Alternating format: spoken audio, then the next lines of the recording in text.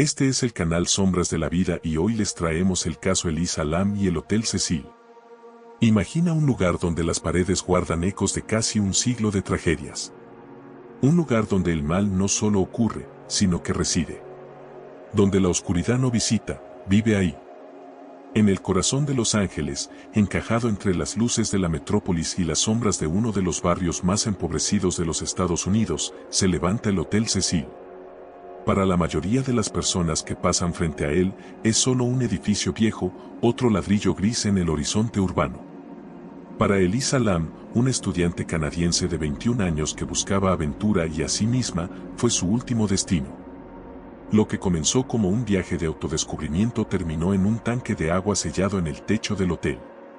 Terminó en un video de cámara de seguridad que, cuando fue publicado por la policía, paralizó Internet y generó más preguntas que respuestas. Terminó en un misterio que, más de una década después, continúa observándonos desde las profundidades y que nos obliga a hacernos preguntas incómodas. No sobre fantasmas o asesinos seriales, sino sobre la salud mental, la soledad y lo que cuesta estar solo en una ciudad que no te conoce. Este es el caso Elisa Lam. Y para entenderlo, primero necesitamos entender el lugar que lo hizo posible. Acto 1. Un imán para la oscuridad, el Hotel Cecil. El Hotel Cecil fue inaugurado en 1924, en un momento en que Los Ángeles todavía creía en su propio mito. Fue diseñado para ser el pináculo de lujo, lobby de mármol, ventanas altas, una dirección que comunicaba estatus y ambición. El arquitecto Lloyd Lester Smith diseñó un edificio de 700 habitaciones destinado a recibir a la élite viajera que llegaba al sur de California. Un monumento al optimismo americano de posguerra, ladrillo por ladrillo. El optimismo no duró. La Gran Depresión llegó. El barrio se deterioró. La clientela cambió. Lo que antes eran ejecutivos y familias se convirtió en trabajadores desempleados, migrantes sin rumbo y personas que la ciudad simplemente había olvidado. El Cecil se transformó en un hotel de bajo costo en un vecindario que se hundía rápidamente. Y entonces empezaron a aparecer los cuerpos. A lo largo de las décadas, el Cecil acumuló un número de muertes que habría cerrado cualquier otro establecimiento. No eran solo muertes, eran tragedias con firmas bizarras, cada una más perturbadora que la anterior. En 1947, Elizabeth Short, la famosa Dalia Negra, supuestamente fue vista bebiendo en el bar del Cecil días antes de ser encontrada partida en dos en un lote baldío de Los Ángeles. Su caso nunca fue resuelto. En 1962, una mujer llamada Pauline Otton saltó desde una ventana del 9º piso, cayendo directamente sobre un peatón que caminaba por la acera. 2 cuerpos. Una sola caída.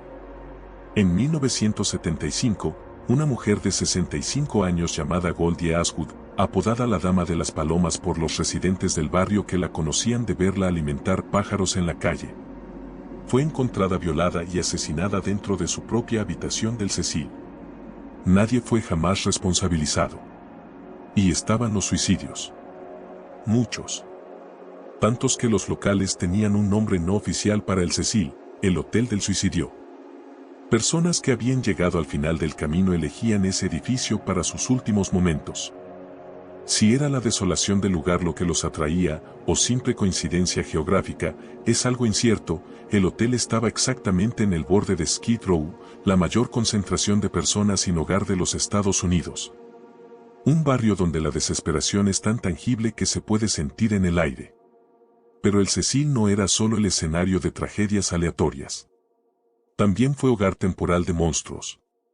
Richard Ramírez, el acosador nocturno, el asesino en serie que aterrorizó California entre 1984 y 1985, responsable de al menos 14 asesinatos. Usaba una habitación en el piso 14 del Cecil como base de operaciones. Salía de noche a cazar a sus víctimas y regresaba al hotel antes del amanecer. Según los relatos, desechaba su ropa ensangrentada en los contenedores del callejón trasero del hotel. Otros huéspedes notaban los olores extraños, los sonidos, la presencia del hombre que subía por el pasillo en las primeras horas de la madrugada. Nadie hacía preguntas. Porque en el Cecil, preguntar sobre los vecinos no era parte de la cultura del lugar. Años después, en 1991, un austriaco llamado Jacques Unterweger se hospedó en el Cecil.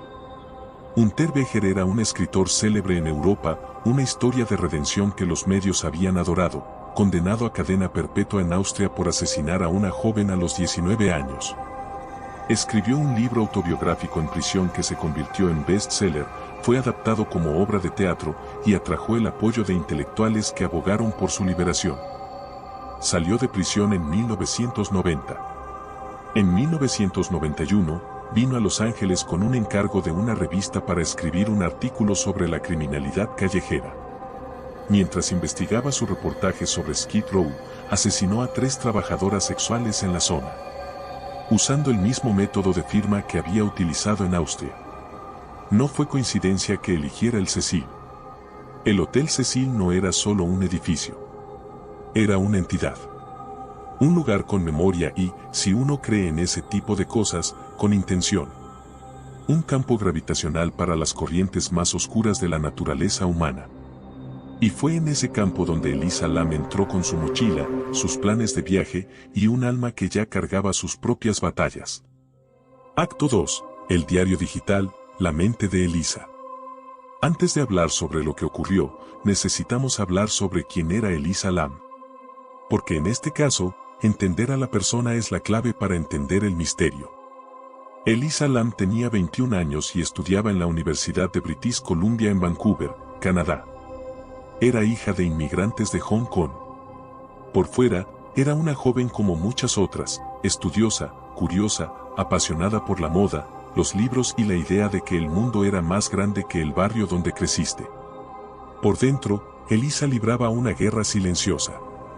Tenía trastorno bipolar, un diagnóstico que, para quienes no lo han vivido de cerca, suena como una etiqueta clínica, pero en la vida real significa oscilaciones emocionales que nadie desde afuera puede ver completamente. El trastorno bipolar no transforma a una persona, amplifica. Amplifica la alegría hasta convertirla en euforia que no te deja dormir. Amplifica el miedo hasta convertirlo en paranoia que no te deja salir de casa. Amplifica la creatividad hasta convertirla en una corriente de pensamientos que nunca se detiene.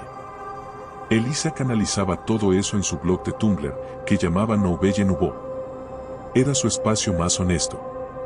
Escribía sobre libros que amaba, sobre estética, sobre moda, pero también, con una crudeza que conmovía a quienes la leían, sobre su salud mental. Sobre los días en que levantarse de la cama se sentía imposible. Sobre la sensación de estar desconectada de su propio cuerpo. Sobre la dificultad de explicarle a quienes la rodeaban lo que sentía cuando ni ella misma podía nombrarlo. Escribía sobre lo que llamaba el precio de parecer bien. Sobre cómo el trastorno bipolar es invisible de la manera más traicionera. En los días malos, pareces extraño. En los días buenos, pareces completamente funcional. Y la sociedad tiende a aferrarse a la versión funcional para concluir que estás curado o que exageraste cuando describiste los días malos. Elisa sabía esto. Escribía sobre ello con cansancio y con humor, los dos a la vez, que es una de las formas más reconocibles de supervivencia emocional que existen. Algunos de sus posts más compartidos eran sobre la soledad. Sobre la dualidad de querer estar con personas y al mismo tiempo necesitar alejarse de ellas. Sobre viajar como forma de escapar de sí misma, sabiendo que el equipaje más pesado que cargas en un aeropuerto es siempre el que nunca aparece en la cinta transportadora. El viaje por la costa oeste de los Estados Unidos era lo que ella llamaba su West Coast Tour. Un recorrido cuidadosamente planeado que comenzaba en Los Ángeles, pasaba por San Diego y terminaba en Santa Cruz. Buscaba algo, paz, perspectiva, la sensación de ser pequeña en un mundo grande, que a veces es exactamente lo que la mente necesita para respirar. Sus padres, inmigrantes prácticos y preocupados, dieron su permiso bajo una sola condición: ella debía llamar a casa todos los días. No era un exceso de control, era la única forma que tenían de saber que su hija estaba a salvo en un país extranjero. Y Elisa cumplió. Llamó todos los días, sin falta. Hasta el 1 de febrero de 2013. Esa mañana, el teléfono en Burnaby, Canadá, simplemente no sonó. No hubo mensaje de texto. No hubo publicación en Tumblr. El silencio digital de Elisa Lam fue la primera señal de que algo había salido terriblemente mal en los pasillos del Hotel Cecil. Acto 3. Check-in en el abismo. Elisa hizo su check-in en el Hotel Cecil el 28 de enero de 2013. No estaba en una habitación cara. El Cecil había intentado reinventarse en años anteriores, operando parte del edificio bajo la marca Stay On Mine. Una sección estilo hostal dirigida a mochileros jóvenes y viajeros con presupuesto reducido. Allí estaba Elisa, una habitación compartida en el 5º piso. El sitio web de Stay On Mine vendía la imagen de un hotel moderno y desenfadado en el centro de Los Ángeles. Lo que las fotos no mostraban era lo que estaba afuera de la puerta principal, Skid Row. A unas pocas cuadras del lobby, miles de personas vivían en carpas sobre las aceras, muchas de ellas con trastornos mentales sin tratar, dependencia de sustancias e historias de abandono sistemático por parte del sistema. Era una realidad que impactaba incluso a los residentes de larga data de Los Ángeles. Para una joven canadiense de 21 años con antecedentes de trastorno bipolar, hospedarse en el borde de ese mundo era una variable que ninguna plataforma de reservas mencionaba. En pocos días, la situación en el cuarto compartido comenzó a deteriorarse. Las compañeras de cuarto de Elisa fueron a la administración con quejas sobre su comportamiento. Describían episodios perturbadores, Elisa cerrando la puerta desde adentro en horarios aleatorios, impidiendo que las demás entraran. Notas dejadas en las camas de sus compañeras con lenguaje agresivo, pidiéndoles o exigiéndoles que se fueran. Conductas erráticas que no correspondían a la imagen tranquila que proyectaba en su blog. La administración del hotel tomó una decisión, trasladaron a Elisa a una habitación individual. Una solución sobre el papel. En la práctica, un aislamiento. Fuera del hotel, los testigos de esa semana pintan un retrato lleno de contradicciones. Fue vista siendo escoltada fuera de la grabación de un programa de televisión en la zona, la razón exacta nunca fue aclarada, pero algo estaba pasando que la hacía visible de la manera equivocada. En contraste, en una librería llamada The Last Bookstore, a unas cuadras del hotel, el personal la describió como radiante y animada, comprando libros y regalos para enviar de vuelta a su familia en Vancouver. Estaba feliz. Estaba presente. Era la viajera que quería ser. Esta dualidad, la euforia del descubrimiento y la inestabilidad de una mente en transición, es característica del trastorno bipolar en fases de cambio. Y estaba a punto de colisionar con una situación que nadie, ni Elisa, ni su familia, ni el personal del hotel, reconoció a tiempo. Acto 4, 2 minutos y 59 segundos, el video del elevador. Elisa fue vista con vida por última vez el 31 de enero de 2013. No volvió a su habitación esa noche. A la mañana siguiente, cuando debía llamar a sus padres, no llamó. Cuando debía hacer el check-out y viajar a Santa Cruz, no fue. La administración revisó el cuarto, vacío. Sus pertenencias seguían ahí, pero Elisa había desaparecido. Su familia llamó a la policía. El lab abrió un caso de persona desaparecida. Los investigadores visitaron el hotel, entrevistaron al personal y a los huéspedes. Las cámaras de seguridad fueron revisadas. Y fue entonces cuando encontraron lo que, hasta hoy, es uno de los videos más desconcertantes jamás publicados en un caso de desaparición. El 15 de febrero, con Elisa desaparecida durante 2 semanas, el lab publicó el video en su canal de YouTube pidiendo información al público sobre su paradero. Eran 2 minutos y 59 segundos de grabación de la cámara de seguridad de uno de los elevadores del Cecil. Lo que esos 2 minutos y 59 segundos muestran es difícil de describir sin perder algo, así que vamos despacio. Elisa entra al elevador. Lleva una chaqueta roja. Presiona varios botones al mismo tiempo, como si quisiera ir a varios pisos a la vez, o como si tratara desesperadamente de que las puertas se cerraran. Las puertas no se cierran.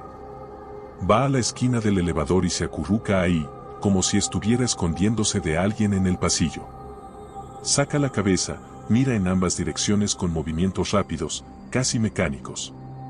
Sus ojos recorren el pasillo como si estuviera buscando algo o huyendo de algo. Luego sale del elevador por completo. Y aquí comienza la parte que paralizó al mundo. En el pasillo, frente a las puertas abiertas del elevador, Elisa comienza a hacer movimientos con las manos que no tienen una explicación obvia. Extiende los brazos, gira las muñecas, mueve los dedos en un patrón que algunas personas describieron como nadar en el aire. Parece estar hablando con alguien. Pero no hay nadie visible en el encuadre. En algún momento, parece señalar algo que está fuera del campo de visión de la cámara. Sus labios se mueven. El elevador permanece abierto. Esperando. Después de unos minutos, Elisa desaparece por la izquierda del encuadre. El elevador finalmente cierra sus puertas y parte. Elisa Lam nunca volvió a ser vista con vida. El video fue visto millones de veces. Y lo que resulta fascinante y perturbador es que personas distintas vieron cosas completamente distintas. Quienes tenían familiaridad con la salud mental reconocieron a una joven en un posible episodio psicótico, disociada de la realidad, respondiendo a estímulos que solo ella percibía. Quienes tenían inclinación por las teorías conspirativas vieron a alguien huyendo de un perseguidor que conocía exactamente dónde estaban los puntos ciegos de las cámaras. Quienes tenían inclinación sobrenatural vieron un encuentro con algo que las cámaras no pueden capturar. El lab estaba igual de perdido. La puerta de acceso al techo del hotel supuestamente estaba cerrada con llave y con alarma. No había registros de nadie usando esa puerta en los días anteriores. Sin huellas inusuales. Nada que explicara cómo Elisa llegó donde fue encontrada, ni por qué. Pero aquí está lo que el video no muestra, y que es tan importante como lo que sí muestra: no hay nadie más. En ningún fotograma, desde ningún ángulo, hay una segunda persona. Sin sombra, sin reflejo, sin movimiento en el pasillo que sugiera otra presencia humana. Eso importa porque la teoría del perseguidor, que Elisa huía de alguien que conocía los puntos ciegos de las cámaras, requeriría una coordinación logística notable en un hotel con cámaras distribuidas en múltiples pisos. La teoría más difícil de aceptar suele ser la más sencilla: Elisa estaba sola. Y lo que veía en ese pasillo no estaba ahí. Acto 5. El sabor del agua oscura.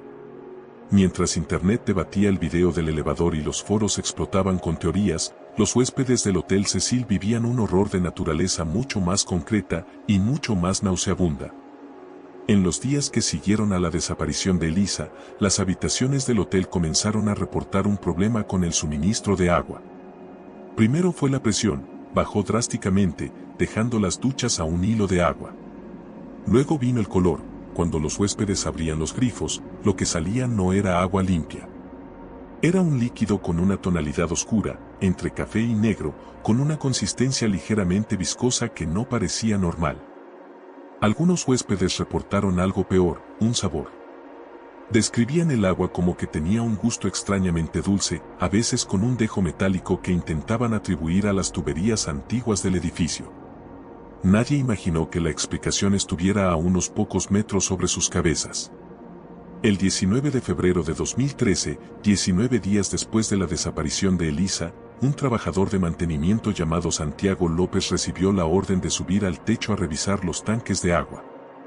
El sistema de suministro había tenido problemas persistentes y la administración necesitaba entender por qué. El techo del Cecil tenía 4 tanques de fibra de vidrio, cada uno con capacidad para aproximadamente 1000 galones. Eran los tanques que abastecían de agua corriente a todas las habitaciones del hotel. Santiago subió la escalera de hierro hasta la parte superior de los tanques. Abrió la pesada tapa del primero. Miró adentro.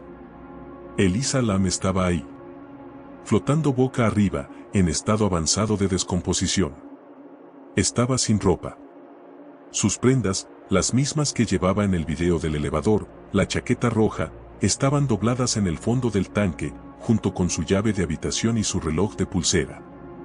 La escena era tan grotesca que Santiago López salió corriendo del techo sin poder formar palabras coherentes. Cuando la policía llegó y confirmó la identidad, la magnitud del horror se hizo pública. Durante 19 días, los huéspedes del Hotel Cecil, entre ellos, la propia familia de Elisa, que se había hospedado en el hotel para ayudar en la búsqueda, habían estado bebiendo, cocinando y bañándose con agua que contenía un cuerpo en descomposición. Los medios locales e internacionales explotaron con la noticia. Superaba cualquier guión de terror que Hollywood pudiera escribir, no porque fuera sobrenatural, sino porque era real. Acto 6. La autopsia y las teorías. Encontrar el cuerpo no cerró el caso Elisa Lam. Desató una tormenta de especulaciones que, en la era de los foros de Internet y las comunidades de True Crime, alcanzó proporciones que la familia de Elisa describiría años después como una segunda victimización. Las preguntas eran, hasta cierto punto, legítimas. ¿Cómo llegó al techo? Las puertas de acceso al techo supuestamente estaban protegidas por alarmas que alertarían a recepción si alguien las abría. ¿Cómo subió a un tanque de casi 3 metros de altura sin una escalera visible? Y la pregunta que más circuló, ¿cómo estaba la tapa del tanque cerrada desde afuera si Elisa estaba adentro? Reddit encontró el caso y se lanzó de cabeza. Foros enteros fueron dedicados a desmenuzar cada fotograma del video del elevador. Investigadores aficionados señalaban píxeles, sombras, el timín de las puertas. Construyeron teorías elaboradas sobre un asesino fantasma, un empleado del hotel involucrado, un encubrimiento del lab. Aparecieron las coincidencias que Internet adoraba catalogar. Un brote de tuberculosis estaba ocurriendo en Skid Row en esa época, y el kit de diagnóstico más usado se llamaba Lam Elisa. Una película de 2005 llamada Dark Water narraba la historia de una niña cuyo cuerpo era encontrado en el tanque de agua de un edificio residencial. En la película, el edificio se llamaba Cecilia. Estas coincidencias no probaban absolutamente nada.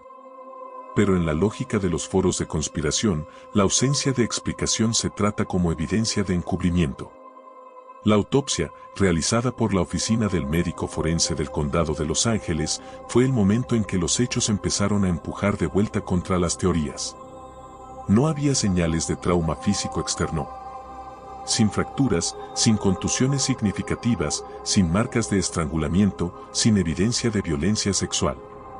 El estado de descomposición del cuerpo era consistente con 19 días en el agua. El informe toxicológico encontró los medicamentos que Elisa usaba para el trastorno bipolar, pero en concentraciones irregulares, lo que sugería que había interrumpido o alterado su dosis en los días previos a su muerte. Esto es clínicamente significativo. La interrupción abrupta de estabilizadores del ánimo puede desencadenar episodios graves de manía o psicosis. No había drogas recreativas en su sistema. No había alcohol en cantidad significativa. Había una joven cuyo cerebro, en esos días, operaba sin el ancla química que lo mantenía estable. El dictamen oficial del forense, ahogamiento accidental. Causa contribuyente, trastorno bipolar. La familia de Elisa impugnó el dictamen. Declararon públicamente que Elisa era disciplinada con su medicación, que no había razón para que hubiera interrumpido el tratamiento. Pero los registros de seguimiento de prescripciones contaban una historia diferente. El misterio de la tapa cerrada del tanque, el detalle que más alimentó las teorías de asesinato, fue aclarado por el propio Santiago López años después, en entrevistas para el documental de Netflix sobre el caso. Él encontró la tapa abierta, no cerrada. La confusión vino de un reporte policial mal redactado que usó lenguaje ambiguo, y la Internet convirtió esa ambigüedad en certeza. Las puertas de alarma, investigaciones posteriores revelaron que las alarmas de las puertas del techo habían sido desactivadas durante ese periodo para facilitar trabajos de mantenimiento, una decisión burocrática banal que, combinada con la tragedia, parece parte de un guión. Lo que nunca fue completamente respondido, y probablemente nunca lo será, es exactamente cómo Elisa escaló hasta la apertura del tanque. La estructura requería algún tipo de apoyo para alguien de su estatura. Pudo haber habido un balde, una caja, algún objeto que fue removido o que cayó dentro del tanque con ella. Pudo haber sido un esfuerzo sobrehumano de alguien en estado de manía aguda, estados en que el cuerpo literalmente no siente dolor ni fatiga de manera normal. No hay una respuesta que cierre todas las preguntas. Y quizás nunca la habrá. El documental de Netflix sobre el caso, publicado en 2021 bajo el título Crime Scene, The Vanishing at the Cecil Hotel, llevó la historia a una nueva generación de espectadores y reavivó los debates. También hizo algo que pocas producciones de True Crime hacen, dedicó tiempo a escuchar a la familia de Elisa. A mostrar a sus padres, personas reales, de mediana edad, con acento y ojos cansados, tratando de procesar lo que le pasó a su hija. No fue suficiente para darles paz. Raramente lo es. El documental también expuso un lado perturbador de la respuesta pública al caso. Investigadores aficionados en línea llegaron a señalar a un músico de metal independiente como responsable de la muerte de Elisa, basándose en nada más que el hecho de que había estado en Los Ángeles en la misma época y tenía una estética oscura en Tumblr. El hombre recibió amenazas de muerte. Tuvo que desaparecer temporalmente de las redes sociales. Era completamente inocente. El caso Elisa Lam es también un retrato de lo que ocurre cuando el impulso de resolver un misterio supera el cuidado por las personas reales que están en el camino de las teorías. Acto 7. La anatomía de la tragedia, veredicto y legado. La conclusión más lógica de este caso es también la más triste. Y hay que decirla con cuidado, porque involucra a una persona real, con una familia real, con una historia que no debería reducirse a un misterio de Internet. Elisa Lam probablemente no fue asesinada. Probablemente no fue víctima de una conspiración. El video del elevador, que parece sobrenatural para quienes no tienen familiaridad con los episodios psicóticos, es reconocible para psiquiatras y psicólogos como un patrón de comportamiento durante una disociación aguda o un episodio maníaco con rasgos paranoicos. Los movimientos de las manos, el comportamiento de esconderse, la conversación con una presencia invisible, todo tiene correlatos clínicos documentados. La teoría más plausible, respaldada por el informe toxicológico y la secuencia de eventos, es la siguiente: Elisa interrumpió o redujo su medicación durante el viaje. Esto pudo haber ocurrido por elección propia. Muchas personas con trastorno bipolar dejan su medicación cuando se sienten bien, porque los medicamentos tienen efectos secundarios que interfieren con la calidad de vida. Y sentirse bien crea una falsa sensación de que el tratamiento ya no es necesario. También pudo haber ocurrido por olvido progresivo o desorientación. Sin su medicación, Elisa entró en un estado de manía o psicosis. El comportamiento con sus compañeras de cuarto, las notas, las puertas cerradas, era una señal. El video del elevador era otra señal, mucho más evidente. En ese estado, la mente de Elisa operaba en una realidad que no era la física. Pudo haber visto el techo como un lugar de escape o seguridad. Pudo haber entrado al tanque voluntariamente, buscando esconderse de algo que solo ella percibía. La tragedia del caso Elisa Lam no es un asesino no identificado. La tragedia es un sistema que falló repetidamente. Un hotel que sabía que ella estaba en crisis y no llamó ayuda profesional. La ausencia de cualquier protocolo para identificar y apoyar a huéspedes en una crisis de salud mental. Un viaje en solitario en un estado mental que requería compañía y supervisión. Una puerta al techo con alarmas desactivadas. Un tanque sin cerradura de seguridad adecuada. Ninguna de estas fallas es un crimen. Pero sumadas, forman el camino que llevó a Elisa Lam al fondo de ese tanque. El Hotel Cecil cerró en 2017 para una extensa renovación. Cuando reabrió, se transformó en vivienda asequible administrada por la ciudad de Los Ángeles, un desenlace con cierta justicia poética para un lugar que pasó décadas como testigo de la marginalización. Pero la fama, o la maldición, dependiendo de cómo la llames, no fue renovada junto con el edificio. El Cecil sigue siendo visitado por turistas en recorridos de crimen, por cineastas que buscan atmósfera, y por jóvenes que publican fotos del techo en redes sociales como si fuera un punto turístico cualquiera. Elisa Lam dejó atrás una huella digital extraordinariamente honesta. El blog Nouvelle Nouveau sigue en línea, mantenido por su familia como memorial.